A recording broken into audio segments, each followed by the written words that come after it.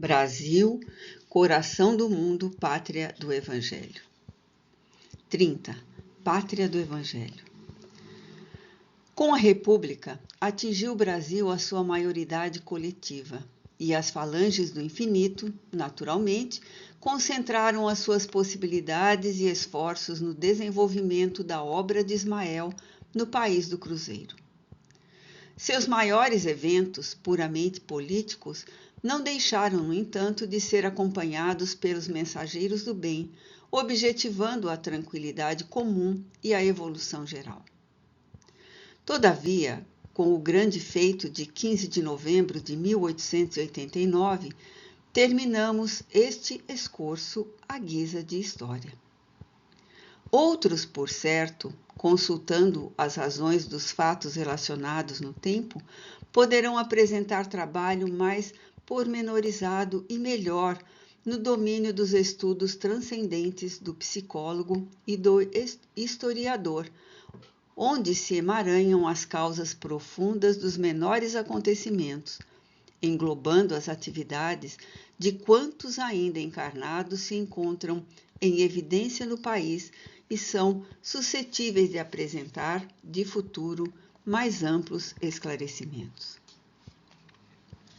Nosso objetivo, trazendo alguns apontamentos à história espiritual do Brasil, foi tão somente encarecer a excelência da sua missão no planeta, demonstrando simultaneamente que cada nação, como cada indivíduo, tem sua tarefa a desempenhar no concerto dos povos. Todas elas têm seus ascendentes no mundo invisível, de onde recebem a seiva espiritual necessária à sua formação e conservação. E um dos fins principais do nosso esforço foi examinar, aos olhos de todos, a necessidade da educação pessoal e coletiva no desdobramento de todos os trabalhos do país.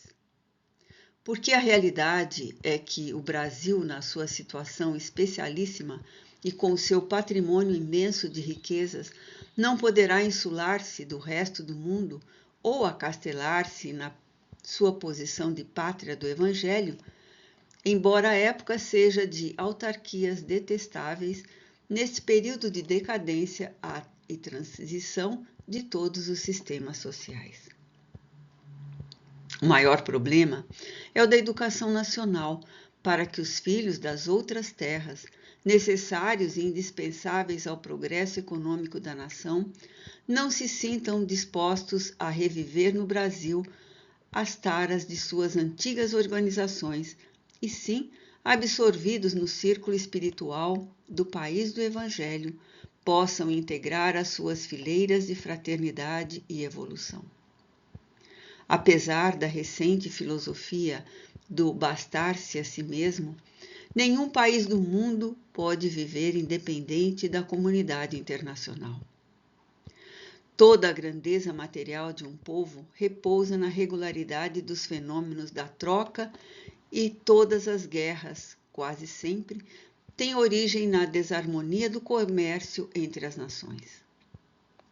No Brasil, a chamada contribuição estrangeira é indispensável e o único recurso contra a incursão do elemento nocivo ou ameaçador da estabilidade das instituições brasileiras é a educação ampla do povo, em cujos labores sagrados deveriam viver todos os programas do bom nacionalismo. Se muitas escolas existem no Sul, onde somente se ensina o idioma alemão, em muitos casos é porque os professores do Brasil não se decidiram a enfrentar as surpresas da região, a fim de zelarem pelo patrimônio intelectual dos novos operários da pátria. Se algumas dezenas de agrônomos vieram diretamente de Tóquio para os riquíssimos vales do Amazonas, é que os agrônomos brasileiros não se animaram a trabalhar no sertão hostil, receosos do sacrifício.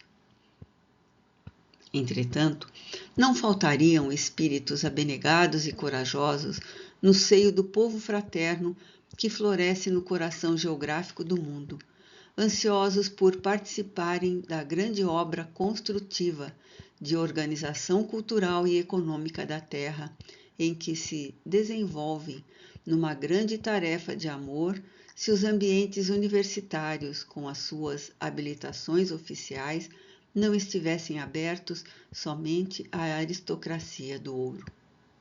A palavra de um mestre custa uma fortuna, apenas suscetível de ser remunerada pelas famílias mais abastadas e mais favorecidas. E nem sempre nesses ambientes confortáveis se encontram as almas apaixonadas pela luta em prol do progresso comum.